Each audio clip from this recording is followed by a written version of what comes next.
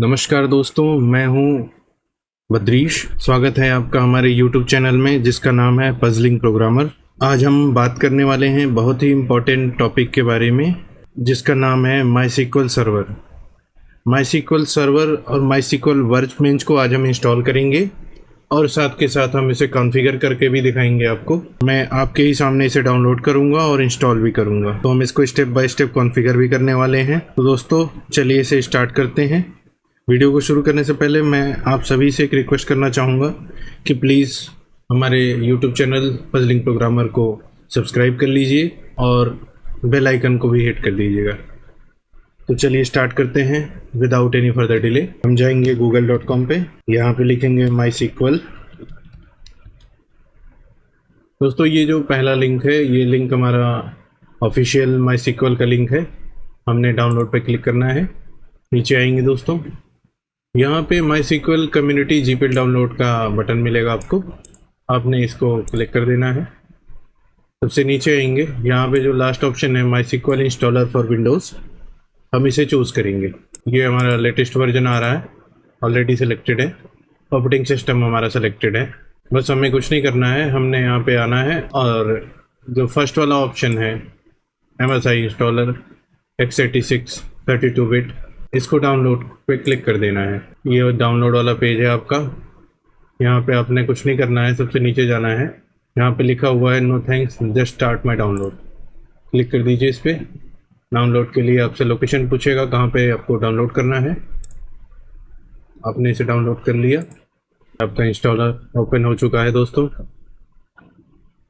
अब क्या करना है, यहाँ पे देखिए सेवरल ऑप्शंस आपको आ रहे हैं, server only, client only, full and custom.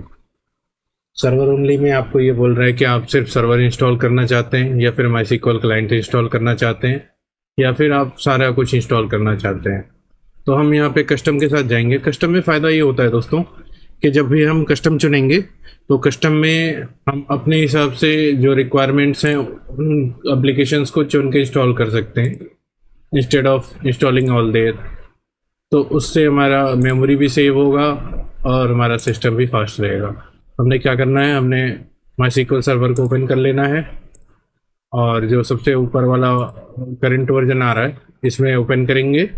यहाँ पे ये पहला वाला ऑप्शन जो है इसे सेलेक्ट करके हम राइट में ड्रैग कर देंगे। इसे मिनिमाइज करना है, एप्लीकेशन में जाना है दोस्तों, माईसीक्वल वर्कबेंच ओपन कीजिए। माईसीक्वल वर्कबेंच तो फर्स्ट ऑप्शन है यहाँ पे, that is latest, select it. Minimise करेंगे इसको, जाएंगे माईसीक्वल शेल में, शेल सेलेक्ट करेंगे और फर्स्ट वन ऑप्शन को हमने राइट में ड्रैग कर लेना है ऐसे। दोस्तों ये हमारे तीनों आ चुके हैं, सर्वर, वर्कबेंच एंड शेल। अब हम नेक्स्ट पे क्लिक करेंगे। ये हमारी इंस्टॉलेशन डायरेक्टरी आ रही है, कहाँ पे ये हमारा माईसीक्वल इंस्टॉल हो रहा है, सी के अंदर प्रोग्राम फाइल्स में। आप दोस्तों इसे चेंज भी कर सकते हैं जहाँ पे आपने रखना है। मैं इसी के साथ जाना चाहूँगा। नेक्स्ट पे क्लिक करेंगे। यहाँ पे आपने जो भी सिलेक्ट किया था वो तीनों डाउनलोड के लिए रेडी हैं। एग्जीक्यूट पे क्लिक करेंगे दोस्तों और ये हमारा डाउनलोड स्टार्ट हो चुका है। जैसे ये तीनों डाउनलोड हो जाएगा, नेक्स्ट बटन आपकी इनेबल हो जाएगी। आपने नेक्स्ट पे क्लिक करना है और यहाँ पे ये तीनों आपके इंस्टॉलर रेडी हैं इंस्टॉल होने के लिए। आपने क्या करना है, एग्जीक्यूट करना है और ये इंस्टॉलेशन स्टार्ट हो जाएगा। जैसा कि आप देख पा रहे हैं माईसीक्वल सर्वर इंस्टॉल हो चुका है और वर्कबेंच इंस्टॉल हो रहा है। कुछ सेकंड्स लेता है ये टोटल इंस्टॉल होने में। लीजिए दोस्तों, ये तीनों कम्प्लीटली इंस्टॉल हो चुके हैं। नेक्स्ट पे क्लिक करेंगे। अब ये प्रोडक्ट कॉन्फ़िगरेशन विज़ार्ड हमारा खुल चुका है। तो चलिए कॉन्फ़िगर करते हैं हम अपने माईसीक्वल सर्वर्स को। ठीक है, ये हमारा कॉन्फ़िगरेशन टाइप का सेटिंग खुला हुआ है। यहाँ पे हमने कुछ भी नहीं करना है। ये हमारा माईसीक्वल का पोर्ट रहता है जो कि बाय डिफ़ॉल्ट है। हम यहाँ कुछ नहीं चेंज करेंगे, हम नेक्स्ट कर देंगे। दोस्तों ये मेन पार्ट है हमारा ऑथेंटिकेशन वाला। ऑथेंटिकेशन में क्या है, बेसिकली यहाँ पे आपको जो माईसीक्वल का डिफ़ॉल्ट यूज़र होता है वो होता है रूट। तो रूट को ऑथेंटिकेट करने के लिए आपको एक स्ट्रॉन्ग पासवर्ड बनाना है। तो चलिए स्टार्ट करते हैं। ये आ गया है हमारा, देखिए MySQL रूट यूज़र। तो यहाँ पे हम एक पासवर्ड बनाएंगे, इसके लिए रिपीट करेंगे पासवर्ड को। ने पासवर्ड क्रिएट कर लिया है। यहाँ पे दोस्तों एक ऑप्शन है, आप इसमें MySQL के और भी यूज़र बना सकते हैं। मुझे अभी कोई नया यूज़र नहीं बनाना है, मैं रूट के साथ जाना चाहूँगा। आप यूज़र बाद में भी बना सकते हैं, इसमें कोई दिक्कत नहीं है, इजी है ये। चलिए आगे चलते हैं। ये हमारा विंडो सर्विस का पेज खुला है। यहाँ पे हमें कुछ नहीं चेंज करना है, डिफ़ॉल्ट सेटिंग के साथ आगे चलेंगे। नेक्स्ट किया हमने। अब ये सर्वर फाइल परमिशन मांगेगा, तो यहाँ पे आपने पहला वाला ऑप्शन ही सेलेक्ट रखना है, grant full access to user running Windows services. हमने इसको नेक्स्ट किया। अब ये हमारी कॉन्फ़िगरेशन सारे सेटिंग्स में अप्लाई हो जाएगी, बस हमने एग्जीक्यूट पे क्लिक करना है। ये कॉन्फ़िगरेशन हमारी सक्सेसफुल रही। अब हम फिनिश करके आगे कंटिन्यू करते हैं। नेक्स्ट करेंगे दोस्तों। हमारा इंस्टॉलेशन कंप्लीट हो चुका है। अब स्टार्ट करते हैं हम अपना MySQL वर्कबेंच और शेल।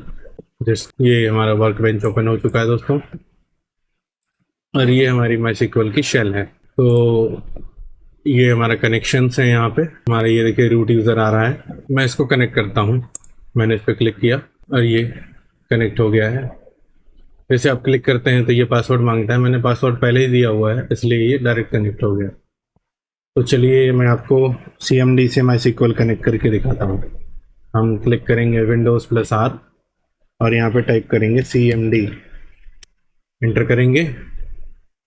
अब आपको क्या करना है, आपको जाना है जिस डायरेक्टरी स्ट्रक्चर में आपका इंस्टॉल हुआ है MySQL। हम जाएंगे C program files, MySQL server को ओपन करेंगे, बिन, ये हमारा पाथ है, इसे हम कॉपी कर लेंगे। वापस आएंगे हम कमांड प्रॉम्प्ट पे। यहाँ पे हम क्या करेंगे, यहाँ पे लिखेंगे हम CD कमांड होता है चेंज डायरेक्टरी के लिए। किसी भी डायरेक्टरी के अंदर अगर हमें जाना हो तो हम CD कमांड का यूज़ करते हैं विंडोज़ में। हम यहाँ पे पेस्ट कर देंगे जो हमने कॉपी किया था, इंटर करेंगे। हम उस डायरेक्टरी में आ चुके हैं MySQL सर्वर के अंदर बिन में। अब हम यहाँ पे क्या करेंगे, हम MySQL को कनेक्ट करेंगे। MySQL -u, हमारा यूज़र होगा रूट -p। अब हम पासवर्ड डालेंगे। लीजिए दोस्तों ये कनेक्ट हो चुका है। अब हम यहाँ पे टाइप करेंगे शो डेटाबेसेस।